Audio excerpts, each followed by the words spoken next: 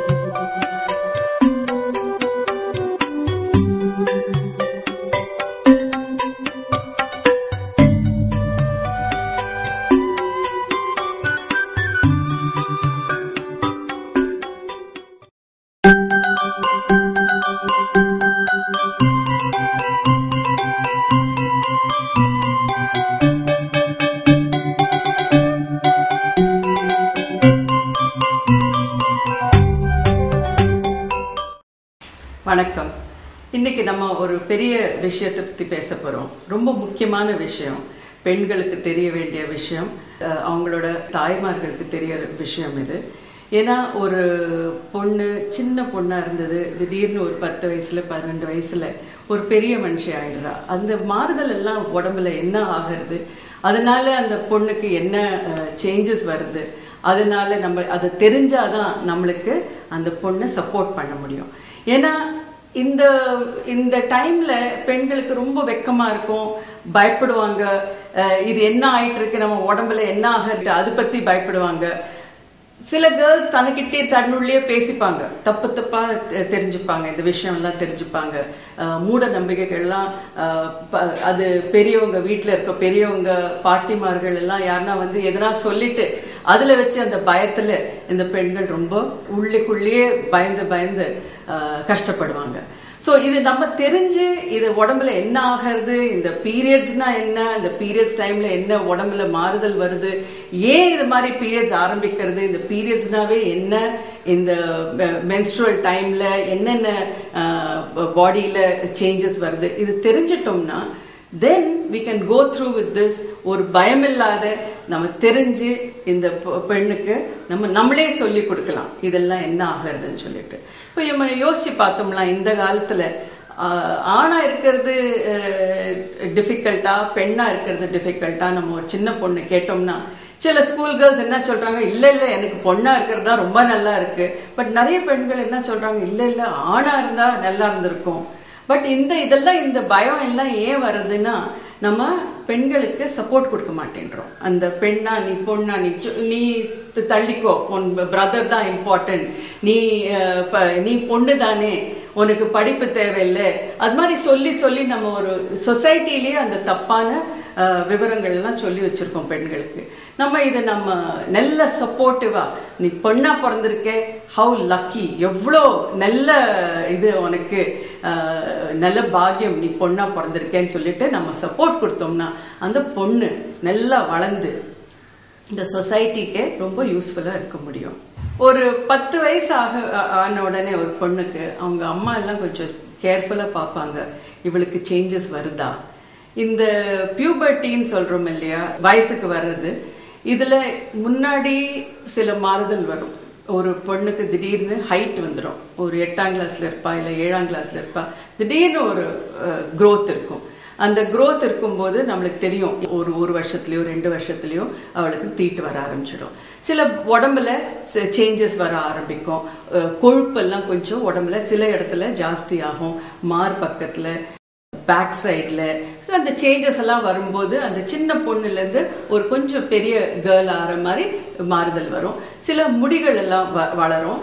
So இதெல்லாம் பார்க்கும்போது தாய்க்கே தெரியும், ஓகே இந்த பொண்ணுக்கு இப்போ பீரியட்ஸ் வரப்போறது, தீட்ட ஆரம்பிக்க போறது, பெரிய மனுஷி ஆக போறா. ஸோ இது எந்த வயசுல யூஸ்வலா ஆகும்? இப்போ முன்னாடி எல்லாம் நீங்க பாத்தீங்கன்னா உங்க பாட்டிகள் எல்லாம் கேட்டீங்கன்னா அவங்க சொல்லுவாங்க, எங்களுக்கு 14 வயசுல 16 வயசுல தான் தீட்டு வந்ததுன்னு சொல்லுவாங்க. ஆனா இப்ப பாத்தீங்கன்னா உலகத்து முழுக்க இப்போ இந்த தீட்டு வர்றது ஏஜே கொஞ்சம் குறைஞ்சு போயிடுது. முன்னாடி எல்லாம் நான் சொல்ற மாதிரி 14, 15, 16 வயசுல தான் தீட்டு வரும். இப்போ பாத்தீங்கன்னா சின்ன பசங்களுக்கே தீட்டு வர ஆரம்பிச்சிடுது. 10 வயசுல 11 வயசுல 12 வயசுல தீட்டு வர ஆரம்பிச்சிடுது. இது எதனாலன்னு சொன்னீங்கன்னா உலகத்துல முழுக்கவே இப்போ நம்ம ஆகாரம் பெட்டரா இருக்கு. இப்போ முதல்லலாம் வெயிட் ரொம்ப கம்மியா இருக்கும் பசங்களுக்கு. இப்போ பசங்களுக்கு முன்னாடியே கொஞ்சம் சீக்கிரமே நல்ல ஆகாரம் கொடுக்கறதுனால வெயிட் சீக்கிரம் கூடியறது. அந்த கூடுறதுனால இந்த பீரியட்ஸும் உடம்பு சேஞ்சஸ் வர்றதுனால ஹார்மோன்ஸ் எல்லாம் உடம்புல உண்டாகிறதுனால இந்த தீட்டம் கொஞ்சம் சீக்கிரம் வர ஆரம்பிச்சிருது. ஸோ எது நார்மல், எந்த வயசு நார்மல் தீட்டு வர்றது? நீங்க இப்போ பாத்தீங்கன்னா 10 வயசுல இருந்து 16 வயசு வரைக்கும் திஸ் இஸ் கன்சிடர்ட் நார்மல்.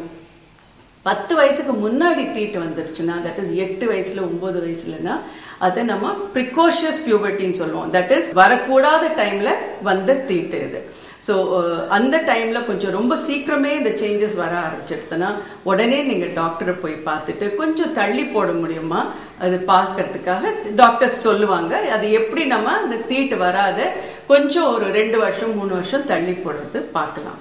இப்போ என்ன ஆகுறதுன்னா எல்லா கிளாஸ்ல ஒரு பொண்ணுக்கு எல்லாரும் 12 வயசுல 13 வயசுல தீட்டு வந்துடுச்சு, ஒரு குழந்தை 14 வயசு ஆயிடுச்சு இன்னும் தீட்டு வரலன்னா அவங்க அம்மாக்கு ரொம்ப ஃபேமிலிக்கே ரொம்ப கவலை ஆயிடும். எல்லாரும் யோசிச்சுட்டு இருப்பாங்க 14 வயசு ஆயிடுச்சு ஏன் தீட்டு வரலன்னு.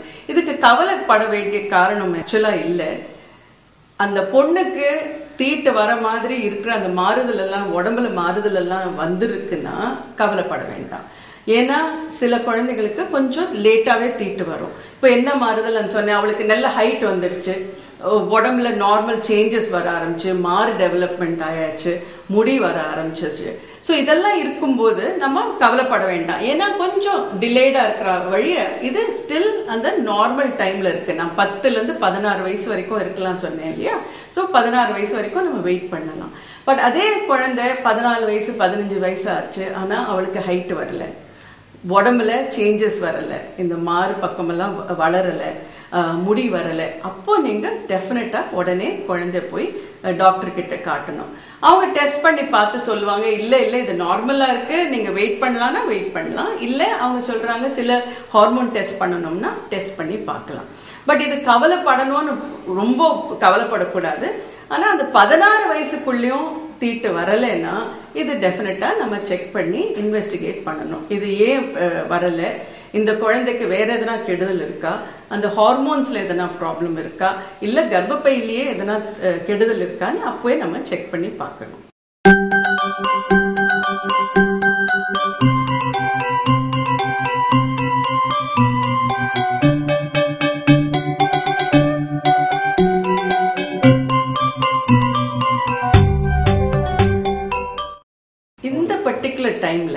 இந்த குழந்தை வளரும் போது, இந்த பொண்ணு இப்போ பெரிய மனுஷி ஆகும்போது அவளுக்கே சில கவலைகள் இருக்கும். இந்த மார் வளரும் போது ஒன்று பெண்களுக்கு வெக்கமா இருக்கும், இது ஏன் இது மாதிரி வளருது, ஒரு வலிக்கும். ஸோ அந்த மார்ல பக்கம் வலி இருக்கும்போது ஏதோ நம்மளுக்கு சில குழந்தைகள் ஆக்சுவலாக அழுதுட்டு இருப்பாங்க ராத்திரி எல்லாம், எனக்கு என்னமோ கேன்சர் வந்தாச்சு அதனால தான் மார் வளருது, அங்கே கட்டி மாதிரி வருது, அங்கே பெயின் இருக்குன்னு நினச்சிட்டு அழுவாங்க.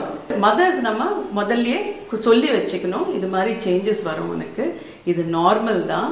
அண்ட் அப்புறம் அவளுக்கு அந்த சப்போர்ட் கொடுத்தோம்னா குழந்தை பயப்படாத இதெல்லாம் சேஞ்சஸ் நார்மல் நினச்சிக்கும். சில குழந்தைகள் அது மாதிரி அந்த முடி வளர்றத பார்த்துட்டு என்னமோ நம்ம ஆம்பளை ஆயிட்டு இருக்கோம், ஏதோ கெடுதல் இருக்கு, something is wrong with me நினைச்சுப்பாங்க. அதே மாதிரி நம்ம முதல்லயே சொல்லி வச்சுட்டோம்னா இந்த குழந்தைக்கு இது மாதிரி உனக்கு 11 வயசாகுது 12 வயசாகுது, இது மாதிரி சேஞ்சஸ் வரும், இது நார்மல், எல்லாருக்கும் வரும்னு சொல்லணும்னா அவளுக்கு அந்த பயம் இல்லாத இருக்கும். இது ரொம்ப முக்கியமான இது. எல்லா தாய்களும் தன் பெண்களுக்கு இந்த 10, 11, 12 வயசுல இதை பத்தி பேசிடணும்.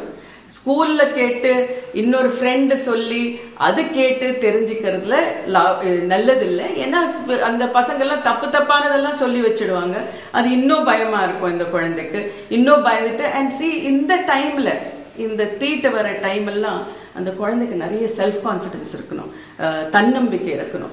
அந்த தன்னம்பிக்கை இருக்கிறதுக்காக நம்ம முதல்ல சொல்லி வச்சுட்டோம்னா இது குழந்தை இது நார்மல் தான், இது நம்மளுக்கு வரும், எல்லா பெண்களுக்கும் வர இது சேஞ்ச் தான், இது ஒன்றும் புதுசா எனக்கு ஒன்றும் கெடுதல் இல்லைன்னு நினைச்சிருப்பாங்க. ரெண்டாவது, இந்த அந்த முதல் தீட்டு வரும்போது பெண்களுக்கும் தெரியணும், தாய்களுக்கும் தெரியணும், வீட்டில் இருக்க பாட்டிங்களுக்கும் தெரியணும், எல்லாருக்கும் அந்த தீட்டு கரெக்டா வராது. ஒரு சப்போஸ் ஒரு பொண்ணுக்கு 12 வயசுல ஒரு தீட்டு வந்திருக்கு, சில டைம் அது 3 மாசம் 4 மாசம் திருப்பியும் வராது இருக்கலாம், இல்ல 15 நாளுக்கு ஒரு தடவை திருப்பி தீட்டு வரலாம். இது எதனாலன்னா அந்த குழந்தை இன்னும் அந்த இம்மெச்சூரா இருக்கு. இப்ப தீட்டை எப்படி வருது நம்ம யோசிச்சு பார்த்தோம்னா, ஒரு 12 வயசுல சொல்ற ஒரு குழந்தைக்கு தீட்டு வர ஆரம்பிச்சிருக்கு, அது எப்படி அந்த 12 வயசுன்னு எப்படி தெரியறது அந்த உடம்புக்கு, இல்ல 13 வயசுன்னு எப்படி தெரியறது? பிரெயின்ல மூளையில ஒரு ஸ்விட்ச் மாதிரி இருக்கு. அந்த ஸ்விட்ச்னா ஒரு ஹார்மோன் ப்ரொடியூசிங் ஒரு ஆர்கன் இருக்கு அந்த பிரெயின்குள்ள. அது என்ன பண்றதுன்னா அந்த நம்ம உடம்புல இருக்கிற வெயிட் ஏறும்போது ஸ்லோலி அந்த பிரெயினுக்கு தெரியறது, இப்போ இது கரெக்டான டைம், இந்த சேஞ்சஸ் நம்ம வரணும்னு சொல்லிட்டு அந்த ஸ்விட்ச் மாதிரி அந்த பிரெயின்ல இருந்து ஹார்மோன்ஸ் வர ஆரம்பிக்கும். இந்த ஹார்மோன்ஸ் கர்ப்பப்பை பக்கத்துல இருக்க முட்டை செனையில எஃபெக்ட் பண்ணும். அந்த முட்டை செனை அப்புறம் இன்னும் ஹார்மோன்ஸை ப்ரொடியூஸ் பண்ணும். அந்த ஹார்மோன்ஸ் போய் கர்ப்பப்பையில ஆக்ட் பண்ணும். அந்த கர்ப்பப்பை மேல அந்த எஃபெக்ட் இருக்கிறதுனால தான் கர்ப்பப்பைக்குள்ள இருக்கிற லைனிங் தடிமன் ஆயிடும். அந்த தடிமன் ஆனதுக்கு அப்புறம் கொஞ்ச நாள் கழிச்சு அந்த தீட்டு வர ஆரம்பிக்கும்.